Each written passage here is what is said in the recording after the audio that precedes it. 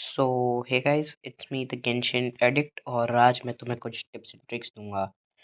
तो देखो, मेरी सबसे पहली और सबसे ज़रूरी टिप्स एंड ट्रिक्स है ये कि तुम अपने प्रीमो जेम्स वेस्ट मत करो। मेरा मतलब कि जो प्रीमो जेम्स है तुम्हें अर्ली स्टेज में मिलेंगे, वो मतलब ये फ्री ही मिलते हैं। मतलब काफ़ी मेहनत करनी पड़ती है प्रीमो जेम्स से तुम्हें, और अगर तुम इन्हें वेस्ट कर दोगे तो तुम क्या ही पाओगे।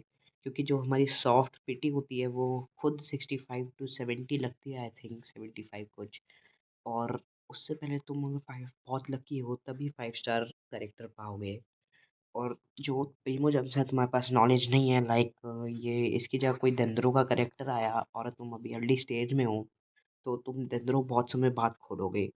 तो मेरा मतलब यही है कि अगर तुम डेंद्रो के मटेरियल्स नहीं ला पाओगे तो करेक्टर को लेवल अप कैसे करोगे और असेंड कैसे करोगे। ये सारी चीज़ें हैं मेरी कि तुम अपनी प्रीमोजेम्स वेस्ट मत करो और अभी तुम सेव करो। जब नॉलेज हो या कोई ऐसा करेक्टर आए जो तुम्हारे रीजन में हो, अभी तुमने अनलॉक कर रखा है वो रीजन, तो ही वो करेक्टर निकालो। सो ये मेरी पहली टिप है।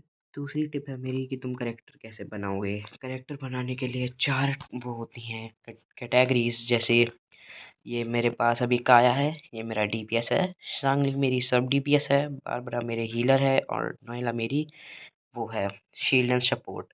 सो मैं तुम्हें अभी थोड़ा डिटेल करके बताता हूँ कि ये कैसे होती हैं सारी की सारी। तो ये टिप्स एंड ट्रिक्स, चलो शुरू करते हैं और देखते हैं कि एक परफेक्ट टीम कैसे बिल्ड करते हैं। चलो भाई। हाँ, तो मैं कह रहा था कि ये जो टीम्स बनाना होता है, इसमें जो ये डीपीएस, सब डीपीएस, ये सारी चीज़ें होती हैं, ये क्या होती हैं? तो डीपीएस वो होता है जो सबसे ज़्यादा डैमेज करता है हमारा फील्ड पे। सब डीपीएस, जब हमारी डीपीएस की हेल्थ कम हो तो हम सब डीपीएस का यूज़ करते हैं। और हीलर तो हमें गेम में बने रहने में मदद करता है। और जैसे मेरे पास शील्ड में नॉयला है, ये हमें शील्ड देगी। और ये काम होता है हमारी डीपीएस का। और जो हमारा डीपीएस होता है वो सबसे ज़्यादा डैमेज करता है सब में। और एलिमेंटल रिएक्शंस भी ऐसा करो कि तुम्हारा डीपीएस अपने करेक्टर में से सबसे ज़्यादा एलिमेंटल रिएक्शन उससे ही करे। तो ये मेरा मतलब था डीपीएस से। और अब मैं आ जाता हूँ सब डीपीएस में। जैसे मैं समझ लो मेरी ये शांगलिंग अभी लड़ रही है, ये मेरी सब डीपीएस है।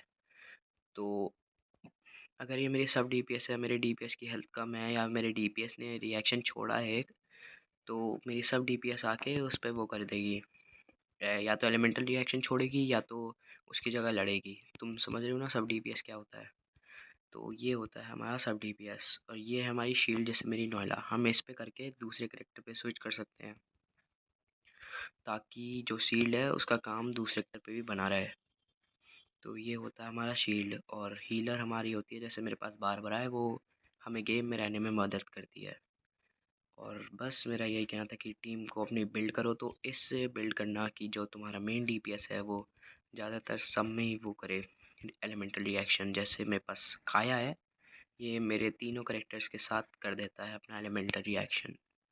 जैसे शांगलिंग के साथ ये मेल्ट करता है, नॉयले के साथ क्रिस्टलाइज और बारबरा के साथ फ्रोज़न। तो तुम समझ जाओ कि ये क्या करता है और कैसे कैसे हो रहा है।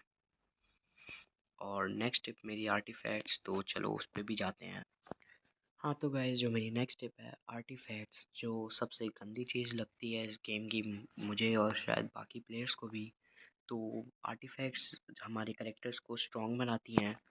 और मैं इनकी डिटेल्ड और कंप्लीट वीडियो बाद में डालूंगा। अभी मैंने खुद आर्टिफैक्ट्स फार्म नहीं किए हैं ज़्यादा, क्योंकि मैं 45 AR से कम में हूँ। और हाँ, मैं ये भी बताना चाहता हूँ कि तुम अपने 45 AR से कम हो तो अपने वो मत वेस्ट करना ओरिजिनल रेजन्स, क्योंकि अगर तुम 45 AR से नीचे हो तो तुम्हारे पास गारंटी 5 स्टार नहीं आएगा। और अगर तुम 45 AR से ऊपर हो और डोमेन्स खेल रहे हो, अपने रेजन्स वेस्ट कर रहे हो, तो एक गारंटेड 5 स्टार आएगा, क्योंकि एक मैक्स लेवल डोमेन खुल जाता है हमारा 45 AR लेवल पे। तो आज के लिए इतना ही guys, good bye. Let meet on other video. तो बाय।